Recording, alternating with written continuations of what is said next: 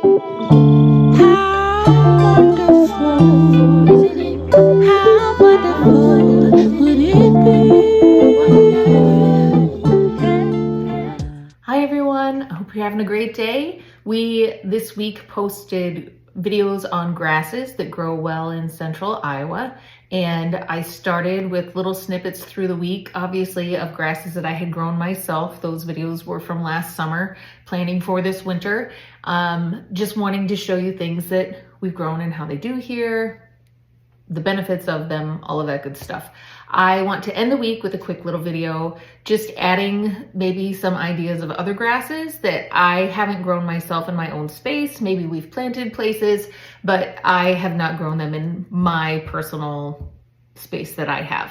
But I love them, so just other options to share with you. Before I start doing that, the one thing I want to say is some of the benefits of the grasses are that they're low maintenance, and they also can just bring, even though they maybe don't bring color, although some of them do, I would argue, they bring a texture or a height that some other plant won't.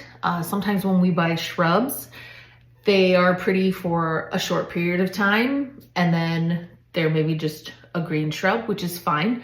But this fills a space and gives you that texture, not only through the summer, and then it'll change in the fall. Some of them turn beautiful colors in the fall then, and then in the winter you get a whole nother thing with the snow. I was gonna say that you should pay attention to the spaces around you when you're going, when the snow falls on it, because you can really see the benefit of that winter interest. But if you live close to us, you were dumped with 2 feet of snow almost in a span of a week. And any winter interest that's pretty on the tops of the plumes of those grasses, we're probably smushed to the ground. When it dumps heavy snow like that, you do lose that interest that you may have gotten. But that's okay. I mean, that's not every year, hopefully.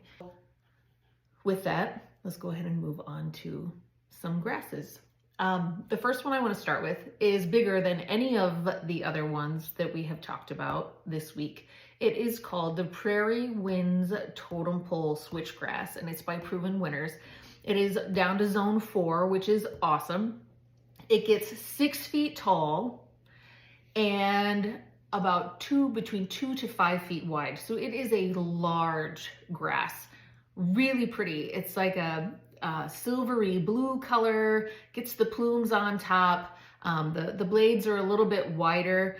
It's really pretty. If you have a huge space, you could do like multiples of them, but obviously it's a really big grass. So you might even, next to a doorway or something, just have one. If you live around here, one of the places to maybe pay attention to, the Jordan Creek Mall, by their town center, when they landscaped, they put grasses all along there. Makes sense, low maintenance, makes a statement.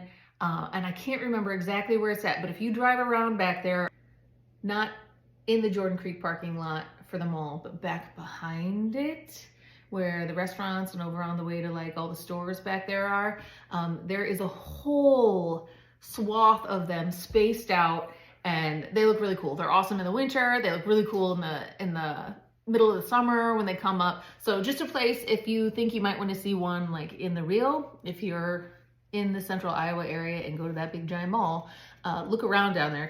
They use that grass and it's really neat. Number 2 is blue fescue. Now this has a similar color to the Prairie Winds Totem Pole, but it's a little bitty and it kind of has a little like round moundy shape to it. It gets 6 to 12 inches tall, and it has a 6-inch to 18-inch spread. So it kind of has that umbrella-like quality to it, and it's small. People will group them all together kind of as a ground cover. The other thing is it looks kind of cool if you have maybe a natural space that has coneflowers and yarrow and things that give you color like in the fall. It's just like this really cool little texture and bluish green silver quality to it that like kind of to tuck in, because sometimes, at least for me, when I have spaces like that and I want some of those natural flowers, but I fight the weeds because they're not all tight together. So it's kind of a cool plant to maybe like stick in there if you have space in between that gives a different look. Isn't just another flower. and gives you that quality and covers that space so maybe you don't have to fight the weeds coming up. So that is also down to zone 4, low maintenance, really cool, fun grass. I'm hoping that there's a graphic up here somewhere, or maybe it showed up above my head. I don't know. I'm learning, remember? Okay. The next 2 that I'm going to talk about are zone 5. So the zone map changed and we actually went up a zone, and then we had negative 40-degree temperatures last week. Sometimes when you have a harsh winter, what that means is you might lose those plants, shrubs, grasses, whatever they are. I'll be interested to see what happens after this harsh winter with some of those plants. This one is a Chinese silver grass is what the common name for it is. It gets 6 feet tall. It gets these really pretty plumes on top. And then in the fall, to me, that's my favorite time. It turns like this really yellow coppery color. So it's different than everything else and really kind of gives a lot of dimension. I think it's really neat. They're using it a lot if you look around in landscapes, both commercial and residential. But it really gives a lot of texture. It's really a cool grass.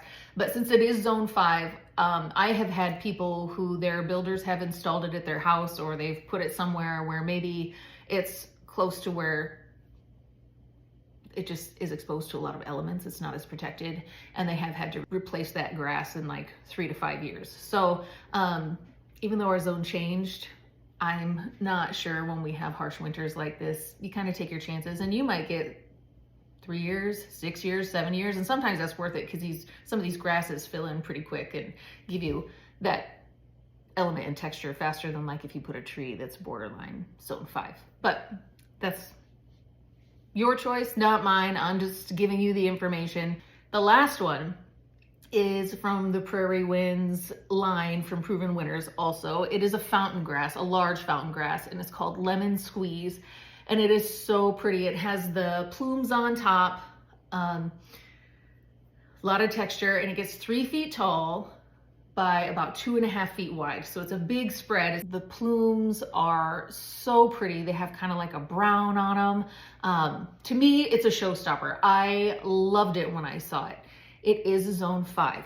And so last year I bought this grass and I have planted it in 2 spaces. That was actually my first thought when the temperatures dropped was, I don't know if those grasses are gonna cut the mustard through these temperatures this winter. So we'll see how they do. I will update you and see. It was worth me taking the chance to see. And this one to me is really cool. And I'm really hoping that mine comes back both there and really at my house. I really want it behind my house. So I hope that that one comes back. I had to share that one because even though I couldn't show it because it hadn't made it through a winter, it is one that I'm trying, and it's 5A. So we'll see how it does, because anybody who's here knows these temperatures are just nasty this year. So this video concludes our week of grasses, and I hope you stay warm. A cold snap is supposed to come again tomorrow. I'm ready for spring. I hope that you are too. But we'll just keep dreaming and thinking of all the things that are pretty that are coming our way. How wonderful.